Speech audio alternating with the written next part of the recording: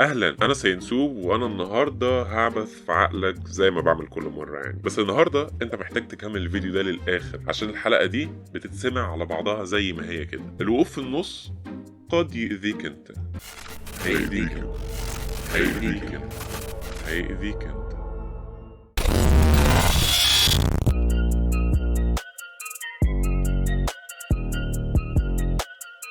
لا لا لا لا لا لا، انا مش هبدأ قبل ما تشترك وتعمل لايك عشان كل مرة بتتفرج وتمشي. لا، ده مش بفلوس، بس اعمله عشان اجيلك المرات الجاية بسهولة اكتر. هديك 3 ثواني، انطلق. كتاكيت المستمعين، السلام عليكم ورحمة الله وبركاته في مقطع فيديو جديد افتراضي. عزيزي، لو قلت لك ان اللون ده احمر هتصدقني، لكن لو قلت لك ان ده احمر وده ممكن يكون احمر وده برضو قد يرى احدهم احمر، هتقول عليا مجنون وهتكتب كومنت فيه شتيمه وتقفل. عزيزي، انا قبلت التحدي وعلى اخر الحلقه هكون اثبتت لك ان دول كلهم ممكن يكونوا احمر. تعال الاول نتكلم شويه عن الالوان. الالوان في طبيعتها هي مجرد وهم، فيزياء، شويه موجات ماشيه في الفراغ، ما هياش حاجه ثابته، مفيش حاجه بتطلع لون من نفسها. اللي بيحصل بالظبط ان ضوء ابيض فيه اطياف الالوان السبعه اللي نعرفهم كلنا بيقع على جسم، فالجسم ده بيمتص مثلا 6 الوان منهم ويعكس واحد او ميكس من الالوان دي. على سبيل المثال، الورده الحمراء الجميله دي امتصت الالوان كلها وعكست اللون الاحمر. طيب لما الورده عكست اللون ده، ازاي انا بقى شفت الاحمر اللي هي عكسته ده؟ عينك يا عزيزي اداه مبهره. اتكلمنا عن ازاي بتستقبل الصوره في حلقه الحسن بن الهيثم، وشوفوها من اللينك اللي هيطلع فوق ده. بس النهارده هنتكلم اكتر عن تفصيلها للالوان. اللون زي ما اتفقنا هو موجه ضوئيه ليها تردد معين ماشي في الفراغ، والعين فيها خلايا اسمها كونز، منها 3 انواع، كل نوع منهم يقدر يستقبل تردد معين للون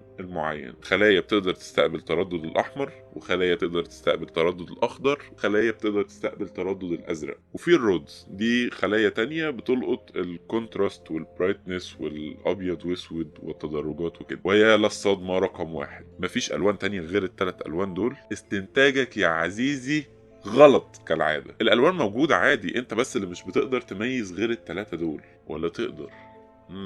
الموزه دي صفرة صح؟ بدأت تتعلم يا عزيزي. لا مش صح، الموزة دي متكونة من آلاف البكسلات الحمراء والخضراء عشان تديك إيحاء الأصفر. حتى في الحقيقة الموزة بتعكس ترددات اللونين الأحمر والأخضر مع بعض، عشان كده تبان صفرة. وقيس على كده كل اللي عرفته في حياتك يا عزيزي. لكن لو رجعنا للون الأحمر اللي هو عادي عينك بتستقبله عادي، هل في لون أحمر واحد فعلا؟ فكر في السؤال الجاي ده ثانيتين كده. هل الأحمر بالنسبة لك هو الأحمر بالنسبة لي؟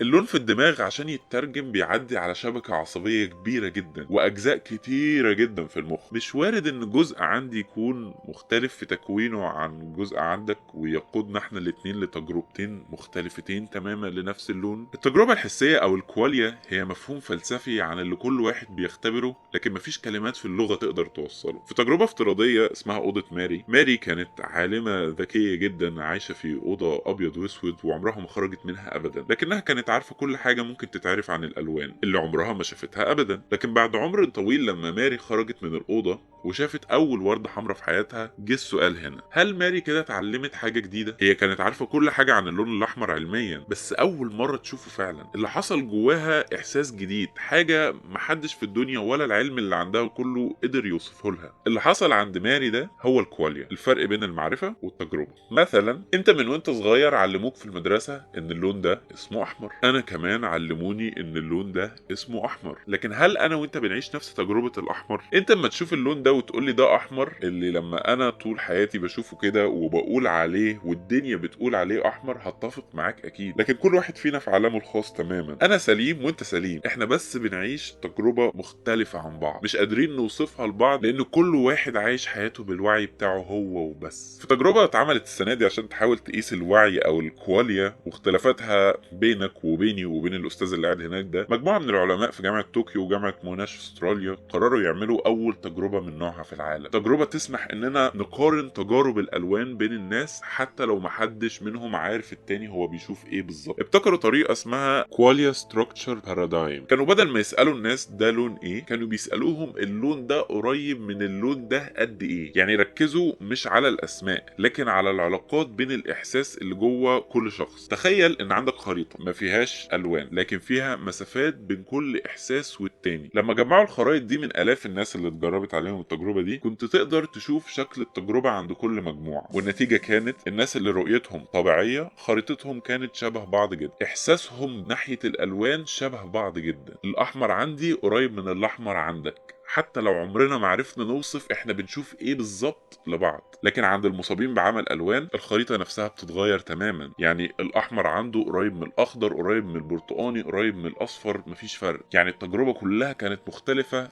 في البنى الداخلي بتاعها. بمعنى تاني، مش بس كانوا بيشوفوا الوان تانية، لا، اللي عندهم عمى الوان كانوا بيعيشوا عالم تاني اصلا. لكن التجربه دي ما بتقولش حاجه يعني قوي الحقيقه. يعني حتى بين الناس الطبيعيه اللي الخريطه عندهم شبه بعض ما تقدرش تقول ان هم عايشين نفس التجربه، لان انت شايف الاحمر ده اقرب للبامبي ده والنبيتي ده، انا كمان شايف ان الاحمر ده قريب للبامبي ده والنبيتي ده. دي كانت اكتر تجربه حاولت تقرب من قياس الاحساس، لكن لحد دلوقتي مفيش، وما اعتقدش هيكون في حاجه تقدر تقيس احساسك. وده في الالوان وغيره كتير. يعني حط نفس فكره الكواليا في النكهات. مثلا انت بتدوق السكر مسكر، غيرك بيدوقه حادق بس هو متربي من صغره ان الطعم ده اسمه مسكر، فانت وهو متفقين على ان ده مسكر. لكن في الحقيقه كل واحد فيكم عايش تجربه مختلفه تماما عن اللي جنبه.